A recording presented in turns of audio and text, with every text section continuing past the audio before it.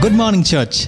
This is the day that the Lord has made, and God wants us to worship Him in spirit and in truth and make music unto His name. So come on, unite your hearts with everybody around you and just come and before the throne room of God and just worship Him. Come on, church. Father, we thank you for this time, this day that you have made. We just lift up your name on high.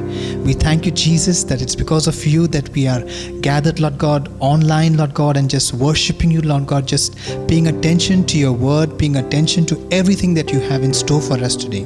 So, Father, we just bless you. We thank you, Holy Spirit. Unite our hearts, comfort us, and lead us into all truth. We thank you for this time. We make this prayer in the name of your Son, Jesus. Amen. Praise awaits you in this place today, O Lord. We are gathered ready, God, to sing your praise. Ready to respond to the glories of your name, to the wonders of your heart, to your great love. Praise is waiting for you in this place. There's a cry that our spirits will make as we see your glory. To your mercies our souls will awake.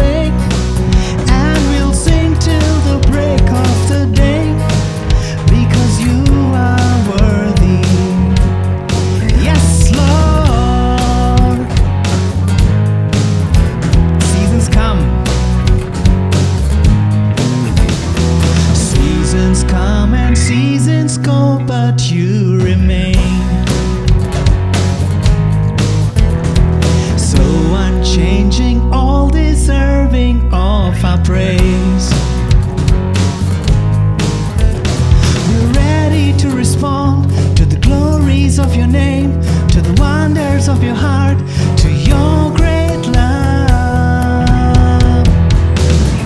Praise is waiting for you in this place. There's a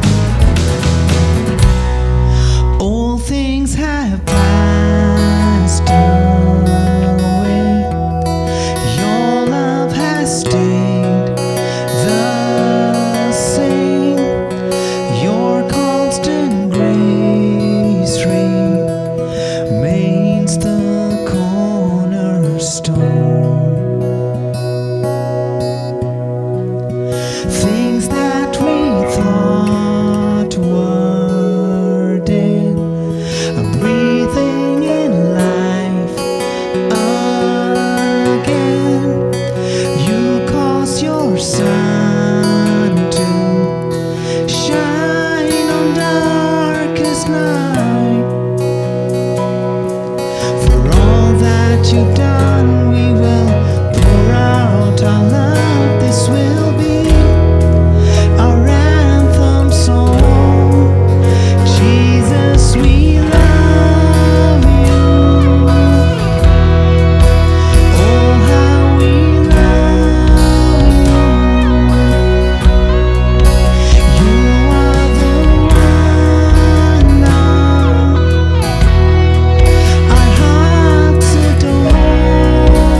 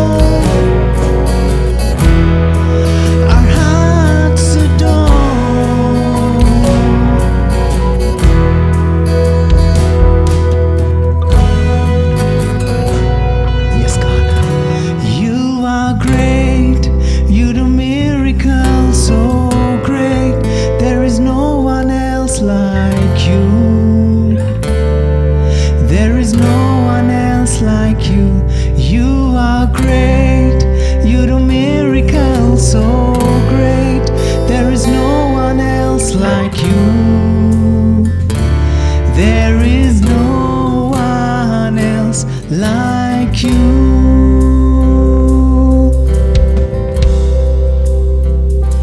You deserve the glory and the honor as we lift our hands in worship and exalt your holy name. You deserve the glory and the honor as we lift our hands in worship and exalt your holy name. For you are great, you do miracles so great. There is no one else like you. There is no one else like you. For you are great, you do miracles so great. There is no one else like you. There is no one else like you.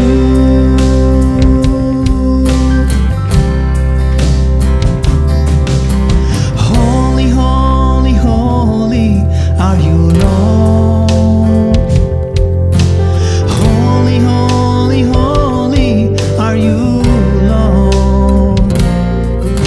The elders and angels bow, the redeemed worship you now. Holy, holy, holy are you, Lord. Holy, holy, holy are you, Lord. Holy, holy, holy are you, Lord. The elders and angels bow, the redeemed worship you now.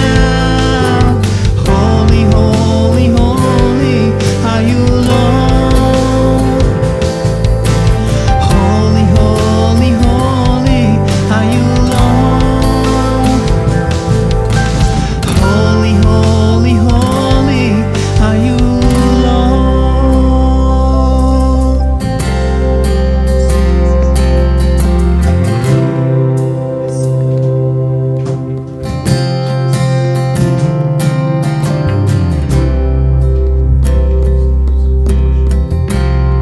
You're holy, Jesus. We bless you, Father. The heavens worship you. The elders bow down before you. The redeemed worship you now. For you alone are holy. Help us to honor you, Lord. Bless you, God. Worship you. Good morning, church.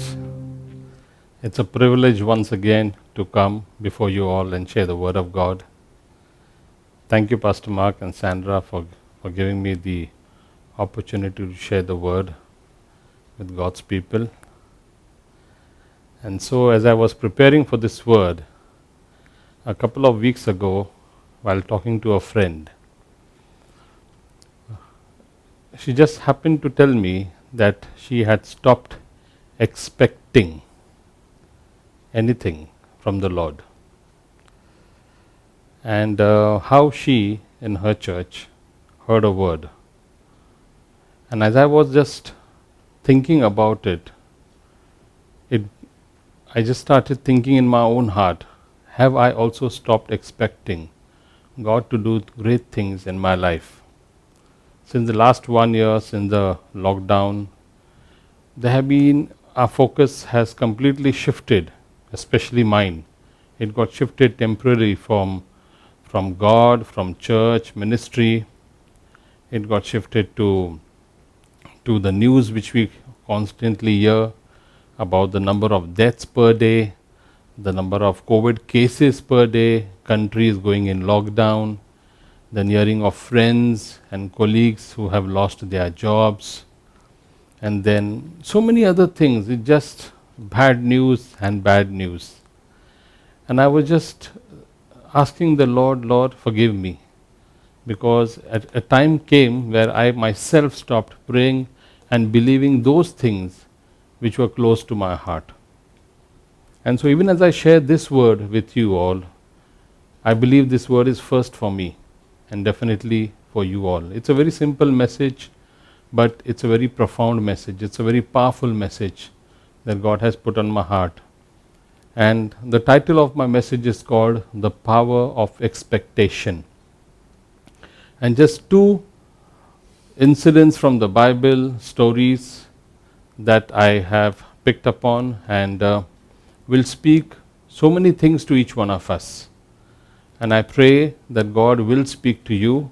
He will stir your hearts, and you will start believing, thinking the way God wants you and me to think and live this life. Amen.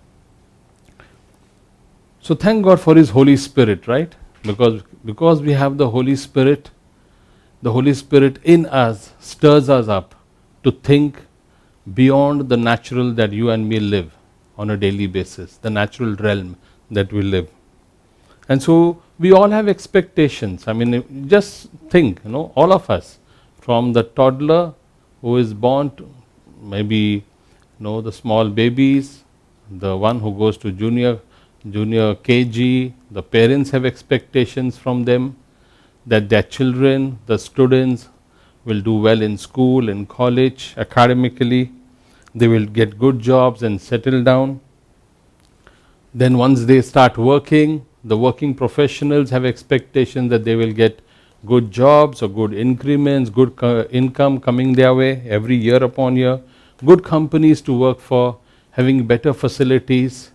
Sometimes they also expect good bosses. Amen.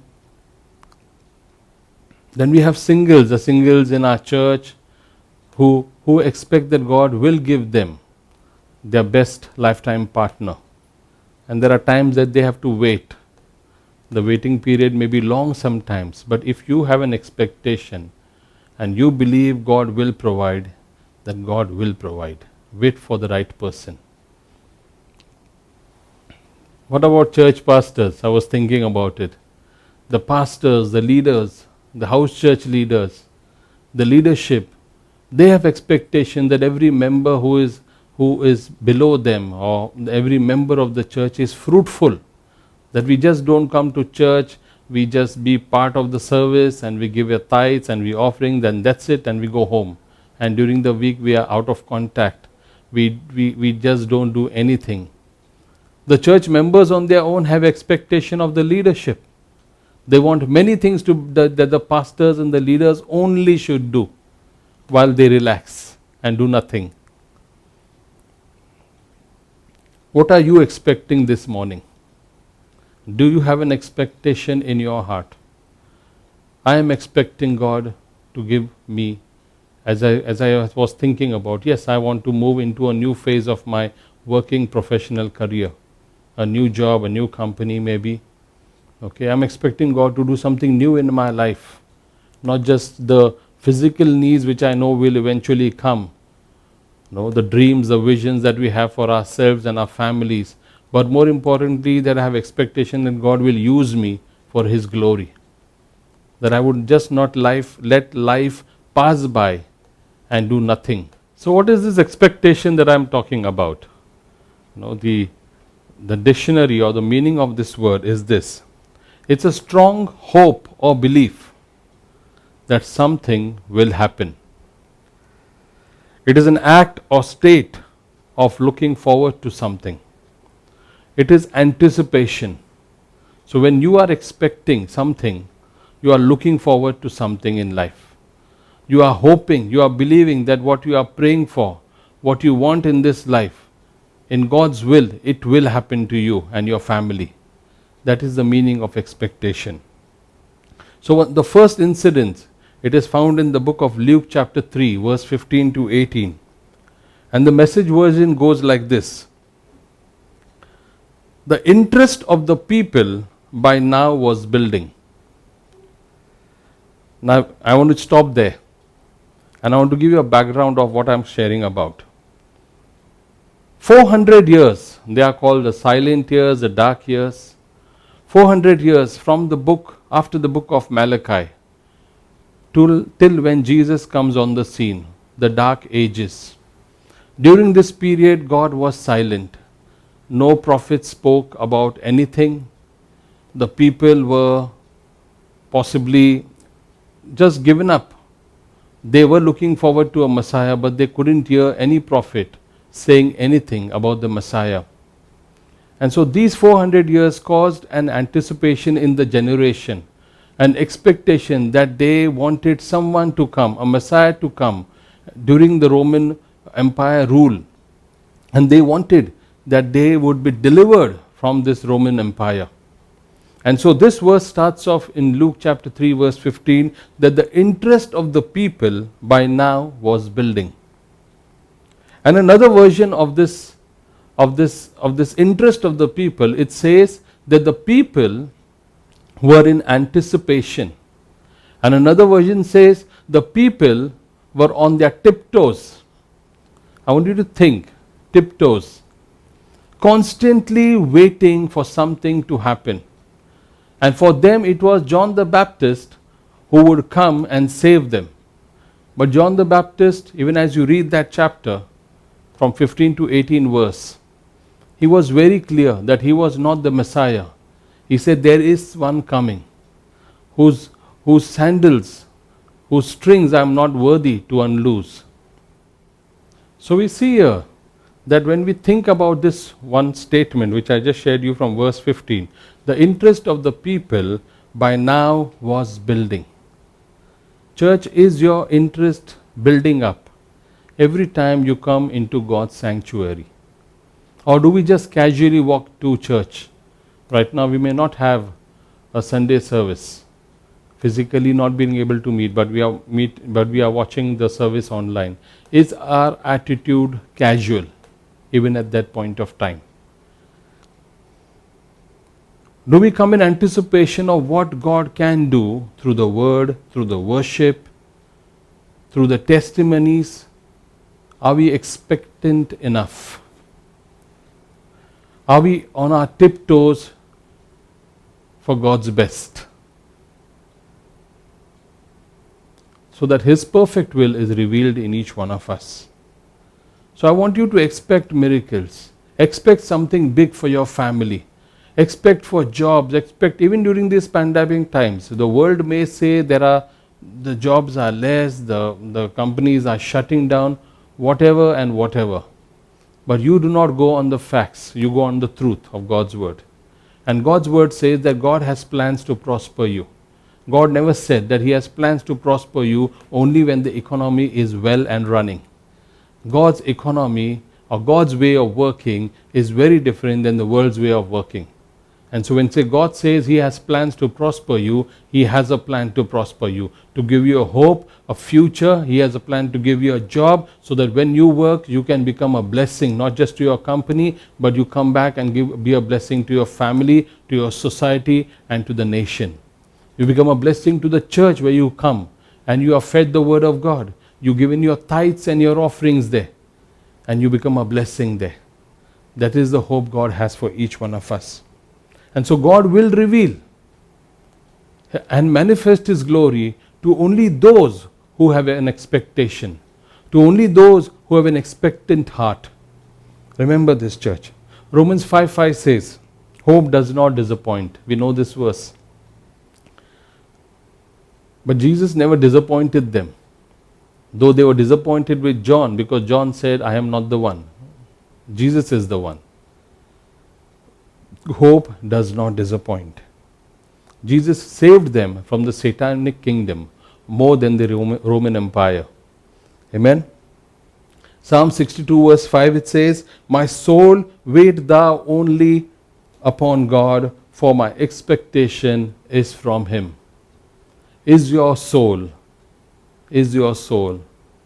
waiting upon our God only? Is your expectation only from Him? Don't look at man, look at Him, because your expectation comes from Him. Your reward comes from Him. And so God will never disappoint those whose hope is in Him, church. Amen. So the second instance I'm going to share from the book of Acts chapter 3 verse 1 to 11, the New Living Translation. Can we read that? Verse 1 onwards. Peter and John went to the temple one afternoon to take part in the 3 o'clock prayer service. As they approached the temple, a man lame from birth was being carried in. Each day he was put beside the temple gate, the one called the Beautiful Gate, so he could beg from the people going into the temple. When he saw Peter and John about to enter, he asked them for some money. Peter and John looked at him intently, and Peter said, "Look at us." The lame man looked at them eagerly, expecting some money. But Peter said, "I don't have any silver or gold for you, but I'll give you what I have. In the name of Jesus Christ the Nazarene, get up and walk." Then Peter took the lame man by the right hand and helped him up. And as he did, the man's feet and ankles were instantly healed and strengthened. He jumped up, stood on his feet, and began to walk. Then walking, leaping, and praising God, he went into the temple with them. All the people saw him walking and heard him praising God. When they realized he was the lame beggar they had seen so often at the Beautiful Gate, they were absolutely astounded. They all rushed out in amazement to Solomon's colonnade, where the man was holding tightly to Peter and John. So we see here from this story about this man, we can think that it was the faith of Peter and John that brought the healing in this man. No doubt about that. Peter and John, filled with the Holy Spirit, God was using them mightily. But also it is important to note that where there is expectation, where there is hope, it is a breeding ground for miracles. Amen. And so the first point which I want to share with you all from this small story is this: are you content in that position and place? The lame beggar, as the story goes, he was born lame, and he was content that someone would carry him, put him at the gate. He was content each day that someone would come by, pass by, and give him alms, give him the money and begging, and he was happy and content. Never in his wildest dreams did he think or did he desire to get healed and walk. Never. Are we satisfied in the position and the place we are in right now? If we are, God can do nothing about it. But God also wants to stir our nests, because He wants to take each one of us higher in life. Higher spiritually first, higher even in our jobs, higher in our calling, higher in our work, higher in our family life, higher in everything that you can think of, that you want to go higher in Jesus. That's God's heart's desire for you, church. So don't be content, as I just said. Your present circumstances, whatever it may be, I don't know. Whatever may be your present circumstances, it does not determine your future. Proverbs chapter 23 verse 18, it says, "Surely there is a future, and your hope will not be cut off." That's the word of God. That's the promise of God, that surely you have a future and your hope will not be cut off. What is the second thing we can learn? That he looked up, this lame man. Do you look up or do you look down? When we look down on our circumstances, when we look down on our problems, when we look down on the natural deficiencies that are all around us, when we look down at people and expect help, and expect jobs to come, and expect many other things by people, many a times, we lose our hearts. What I mean by that is this: we lose out on not connecting with God. We lose out on our focus of God, and we shift to people. And so when the Bible says that he looked up, when Peter and John told him, "Look at us," he looked up. Psalm 121 says that I lift up my eyes to the hill, from where comes my help? My help comes from the Lord, the maker of heaven and earth. He who does not slumber, he does not sleep, he takes care of you, church. So he wants you to look at him. He wants you to know that he is the source of everything that you have and everything that you will have. He is the source, no one else. Don't look at man. Don't look at your circumstances right now. Look at him. Look up. Don't look down. Look up, because your salvation comes from above. Amen. If there is no miracle, if there is no expectation, remember this. There is no miracle if there is no expectation. Point number 3. He leaped, he jumped, he danced, giving God all the glory and praise. When God gives us the breakthrough, when something happens in our life which we have been praying for and believing and hoping and expecting, and it comes through, God never does it 50%. For this man, it was not just about walking. God delivered him, set him free, that he started not just walking but jumping, he started dancing, he started clinging to Peter and John. Just imagine the joy in his heart. The man who was more than happy just by begging and just by waiting for alms to be given was in an instant transformed from being a beggar to being a child of God. Amen. You are a child of God, church. Remember this. You are a child of God. And as a child, and you are a heir with Christ, the Bible says you are a co-heir with Christ. You are seated with Christ in the heavenly realms. So if God has made all these promises for you, it is not just for you to remember, it is for you to believe, it is for you to expect, it is for you to proclaim, and it is for you to see it come to pass in your life and my life. The last point. The people were astounded. When God does something amazing in our lives, people around us will always be astounded. I personally believe that when you get a job, or when you know that you are in the final round or any other round, never use influence. You let God do it for you. If that job is for you, it will come through. You just pray and see how God uses His influence, not people's influence. No, the world system is very easy. I know that connection. I know that guy. Okay, I'll put in a word. No, while I'm not disagreeing to that fact, but I would prefer and I would believe that when God does it His way, the glory goes to God, not to that person, or not to you and me also. So that we say, I used him, or no, because I know him. No. Let glory go to God and God alone. So the people you see here, they were astounded because of the healing that took place that day. And people will always be amazed, church. People around you, your neighbors, when you share your testimony, that's why testimonies become so much important. When God does something amazing in our lives, be it small, be it big, don't be selfish. Don't feel embarrassed. No, this is a very small thing. Don't say like that. Everything, every testimony that God does in your life and my life on a daily basis, share it back in the cell groups that you go to. Share it back in church, Sunday church. But share it for the glory of God. Because every time you share your testimonies, you are putting the devil to shame.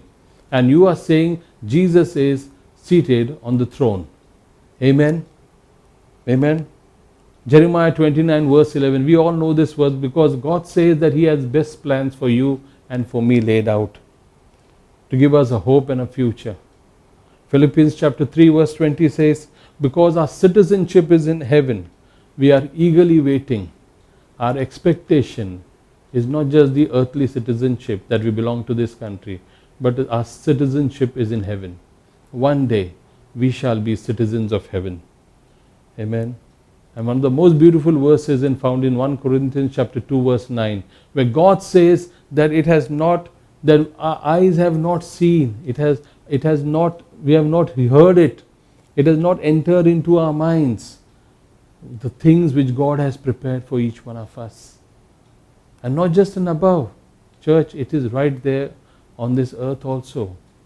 In an instant, God can take you to a different realm of His presence, a different realm of His glory, a different realm of His blessing. It's in an instant. Keep expecting. Keep expecting. Romans chapter 8 verse 19 says, "For the anxious longing of the creation waits eagerly for the revealing of the sons of God." The world outside is also expecting, church. The church has the answer. Once I had said this, that the church is the most powerful institution that God has placed on the face of the earth right now, till the rapture happens. So the world outside also is anxiously waiting for answers. And you and me have the solution. You and me have the answers. You and me have the power in us to cause healing and deliverances and breakthroughs come into their lives and bring them into the kingdom. Amen.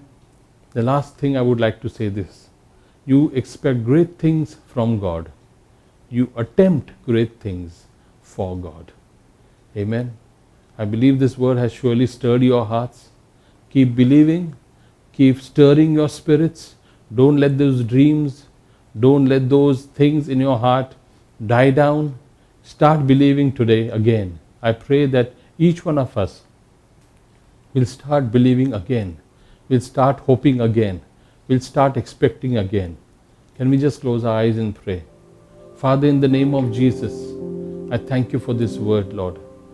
And Father, I pray for each one who is listening, who is watching this video, who is watching this message. I pray, Father, that you would stir our hearts. If we have let, Lord, deadness come in our spirits, if we have stopped expecting, Lord, we ask you to forgive us. And through your precious Holy Spirit, revive, Lord, once again. Revive, Lord. Envision us once again with what you want to do in and through our lives, I pray.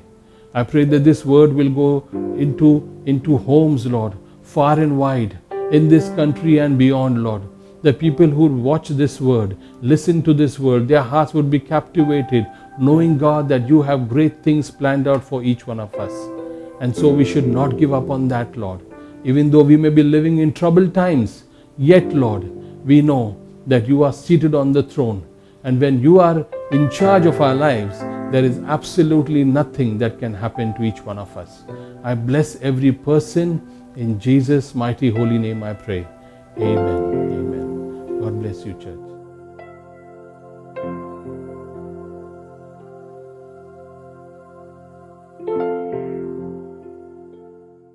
Come, church, it is now time to partake of the Holy Communion.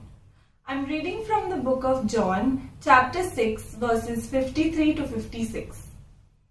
Jesus said to them, "Very truly I say to you, unless you eat the flesh of the Son of Man and drink his blood, you have no life in you. Whoever eats my flesh and drinks my blood has eternal life, and I will raise them up at the last day. For my flesh is real food, and my blood is real drink. Whoever eats my flesh and drinks my blood remains in me, and I in them." Amen. Let's pray. Holy and awesome Father, we thank you, Lord, for this time where we could partake of your body and blood, your body that was bruised and your blood, your precious blood that you shed on that cross for us, O Lord.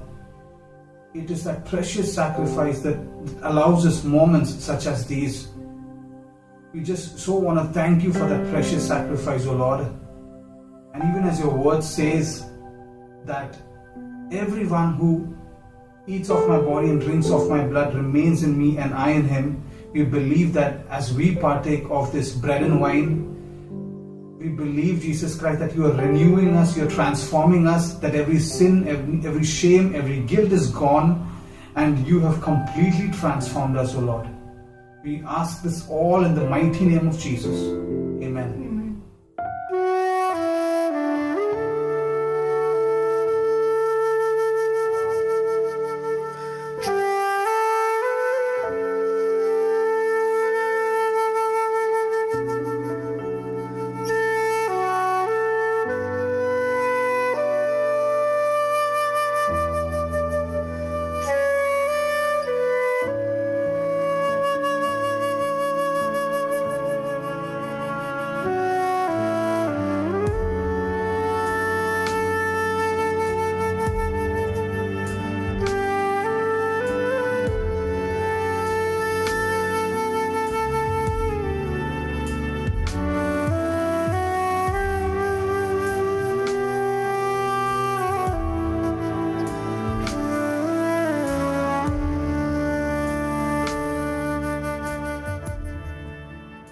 here we are now, exciting times.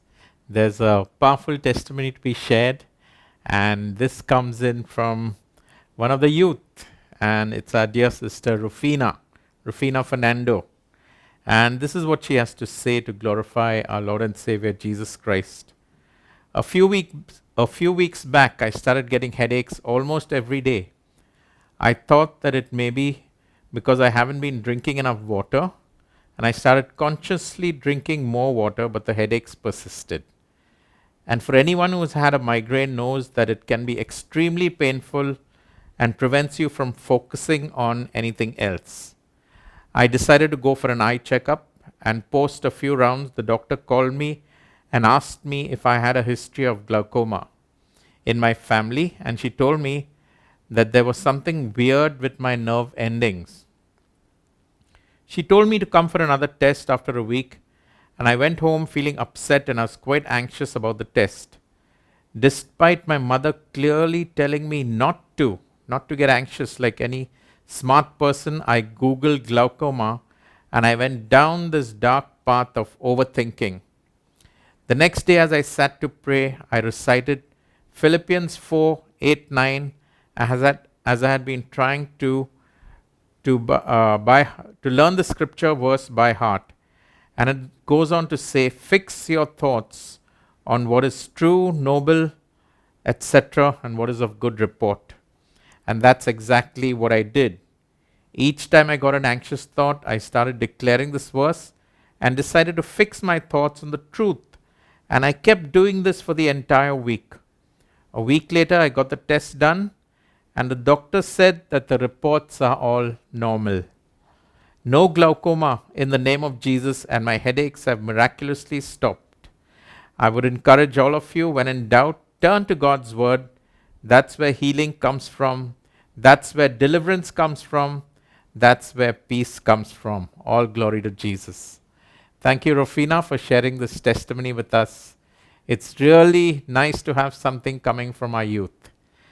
And just a bit of an announcement before we close this service in prayer.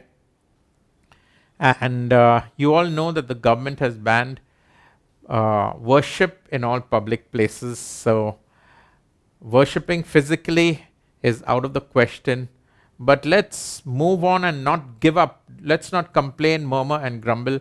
But let's go ahead and get the worship done in our houses, and with a few people, with social distancing and masks and sanitizer.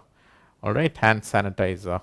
And let's go on giving glory to God, and let's see God doing wonders and miracles in our midst. This is the time, in the midst of some stress and anxiety, in the midst of famine, job loss, that God proves himself faithful, and we give him all the glory. Amen.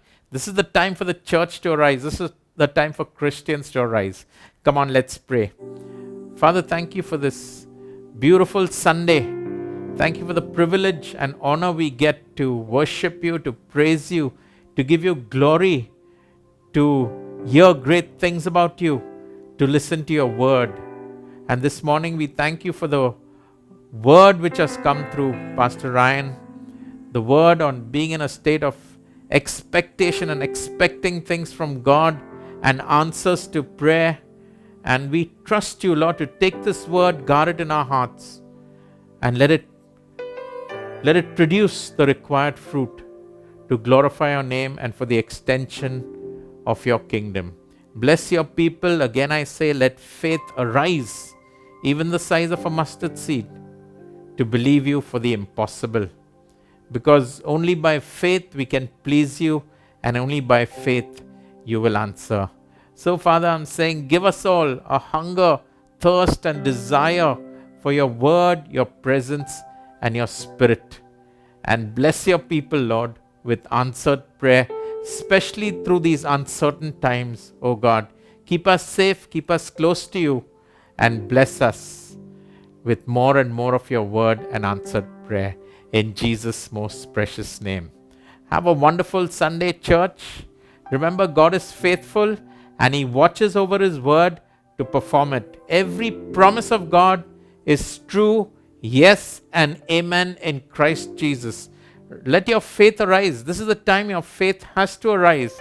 And let us see some more of those powerful testimonies coming forward to glorify our Lord and Savior, Jesus Christ. Once again, enjoy your Sunday.